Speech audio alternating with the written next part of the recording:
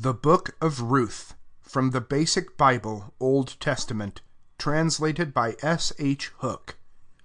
Chapter 1. Now there came a time in the days of the judges, when there was no food in the land.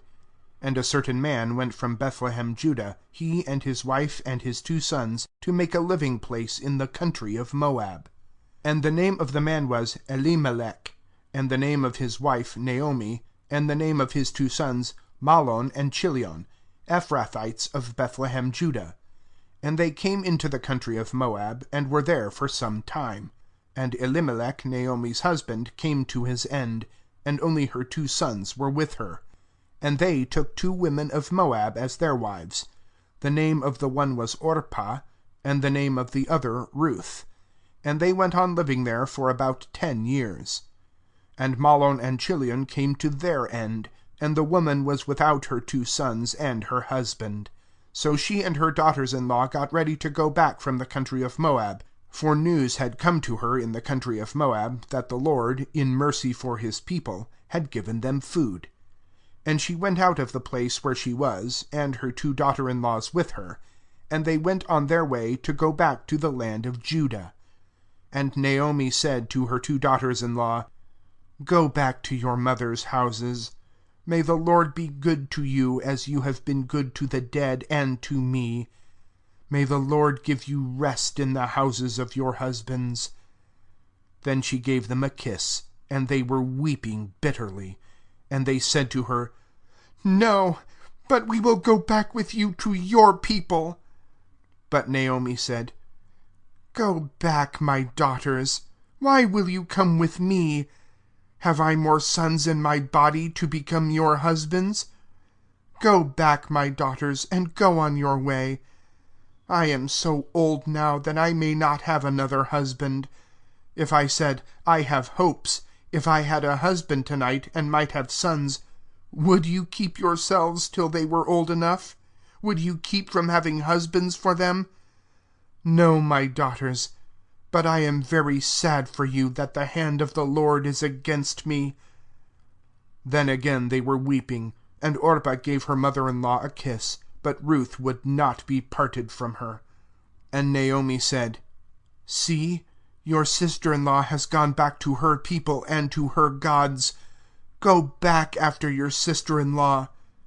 But Ruth said, "Give up requesting me to go away from you, or to go back without you. From where you go, I will go, and where you take your rest, I will take my rest. Your people will be my people, and your God, my God. Wherever death comes to you, death will come to me, and there will be my last resting place. The Lord do so to me and more if we are parted by anything but death." And when she saw that Ruth was strong in her purpose to go with her, she said no more. So the 2 of them went on till they came to Bethlehem. And when they came to Bethlehem, all the town was moved about them. And they said, "Is this Naomi?" And she said to them, "Do not let my name be Naomi, but Mara, for the ruler of all has given me a bitter fate. I went out full, and the Lord has sent me back again with nothing. Why do you give me the name Naomi, seeing that the Lord has given witness against me, and the ruler of all has sent sorrow on me?" So Naomi came back out of the country of Moab, and Ruth the Moabitess, her daughter-in-law, with her. And they came to Bethlehem in the first days of the grain-cutting. Chapter 2. And Naomi had a relation of her husband, a man of wealth, of the family of Elimelech, and his name was Boaz. And Ruth the Moabitess said to Naomi, "Now let me go into the field, and take up the heads of grain after him in whose eyes I may have grace." And she said to her, "Go, my daughter." And she went and came, and took up the heads of grain in the field after the cutters. And by chance she went into that part of the field which was the property of Boaz, who was of the family of Elimelech. And Boaz came from Bethlehem, and said to the grain cutters, "The Lord be with you." And they made answer, "The Lord give you his blessing." Then Boaz said to his servant who was in authority over the cutters, "Whose girl is this?" And the servant who was in authority over the cutters said, "It is a Moabite girl who came back with Naomi out of the country of Moab, and she said to me, 'Let me come into the grain field and take up the grain after the cutters.' So she came, and has been here from morning till now, without resting even for a minute." Then said Boaz to Ruth, "Give ear to me, my daughter. Do not go to take up the grain in another field, or go away from here, but keep here by my young women. Keep your eyes on the field they are cutting, and go after them. Have I not given orders to the young men not to put a hand on you? And when you are in need of drink, go to the vessels, and take of what the young men have put there." Then she went down on her face to the earth, and said to him, "Why have I grace in your eyes, that you give attention to me, seeing I am from a strange people?" And Boaz answering said to her, "I have had news of everything you have done for your mother-in-law after the death of your husband, how you went away from your father and mother and the land of your birth, and came to a people who are strange to you. The Lord give you a reward for what you have done, and may a full reward be given to you by the Lord, the God of Israel, under whose wings you have come to take cover." Then she said, "May I have grace in your eyes, my lord, for you have given me comfort, and you have said kind words to your servant, though I am not like one of your servants." And at mealtime Boaz said to her, "Come here, and take some of the bread, and put your bit into the wine." And she took her seat among the grain cutters, and he gave her dry grain, and she took it, and there was more than enough for her meal. And when she got ready to take up the grain, Boaz gave his young men orders, saying, "Let her take it even from among the cut grain, and say nothing to her. And let some heads of grain be pulled out of what has been corded up, and dropped for her to take. And let no sharp word be said to her." So she went on getting together the heads of grain till evening, and after crushing out the seed, it came to about an ephah of grain. And she took it up and went into the town, and she let her mother-in-law see what she had got, and after taking enough for herself, she gave her the rest. And her mother-in-law said to her, "Where did you take up the grain today, and where were you working? May a blessing be on him who gave such attention to you." And she gave her mother-in-law an account of where she had been working, and said, "The name of the man with whom I was working today is Boaz." And Naomi said to her daughter-in-law, "May the blessing of the Lord, who has at all times been kind to the living and to the dead, be on him." And Naomi said to her, "The man is of our family, one of our near relations." And Ruth the Moabitess said, "Truly he said to me, 'Keep near my young men till all my grain is cut.'" And Naomi said to Ruth her daughter-in-law, "It is better, my daughter, for you to go out with his servant girls, so that no danger may come to you in another field." So she kept near the servant girls of Boaz, to take up the grain till the cutting of the early grain and the cutting of the late grain were ended. And she went on living with her mother-in-law. Chapter 3. And Naomi her mother-in-law said to her, "My daughter, am I not to get you a resting place where you may be in comfort? And now, is there not Boaz, our relation, with whose young women you were? See, tonight he is separating the grain from the waste in his grain floor. So take a bath, and after rubbing your body with sweet oil, put on your best robe, and go down to the grain floor.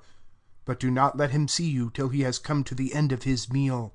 But see to it when he goes to rest, that you take note of the place where he is sleeping, and go in there, and uncovering his feet, take your place by him, and he will say what you are to do."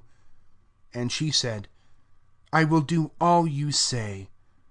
So she went down to the grain floor, and did all her mother-in-law had said to her. Now when Boaz had taken meat and drink, and his heart was glad, he went to take his rest at the end of the mass of grain. Then she came softly, and, uncovering his feet, went to rest. Now in the middle of the night the man, awaking from his sleep in fear, and lifting himself up, saw a woman stretched at his feet. And he said, Who are you? And she answering said, I am your servant Ruth. Take your servant as wife, for you are a near relation. And he said, May the Lord give you his blessing, my daughter. Even better than what you did at the first is this last kind act you have done, in not going after young men, with or without wealth. And now, my daughter, have no fear. I will do for you whatever you say, for it is clear to all my townspeople that you are a woman of virtue. Now it is true that I am a near relation, but there is a relation nearer than I. Take your rest here tonight, and in the morning, if he will do for you what it is right for a relation to do, very well, let him do so. But if he will not, then by the living Lord I myself will do so. And she took her rest at his feet till the morning, and she got up before it was light enough for one to see another. And he said, Let it not come to anyone's knowledge that the woman came to the grain floor. And he said, Take your robe, stretching it out in your hands.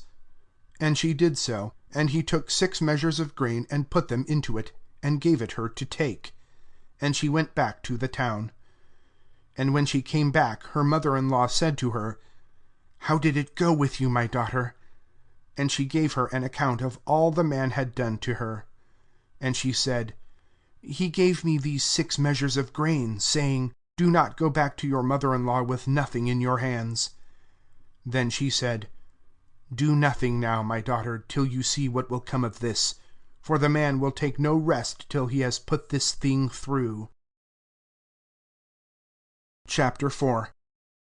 And Boaz went up to the public place of the town, and took his seat there. And the near relation of whom he had been talking came by, and Boaz, crying out to him by name, said, Come and be seated here. And he came and was seated. Then he got 10 of the responsible men of the town, and said, Be seated here. And they took their seats. Then he said to the near relation, Naomi, who has come back from the country of Moab, is offering for a price that bit of land which was our brother Elimelech's. And it was in my mind to give you the chance of taking it, with the approval of those seated here and of the responsible men of my people.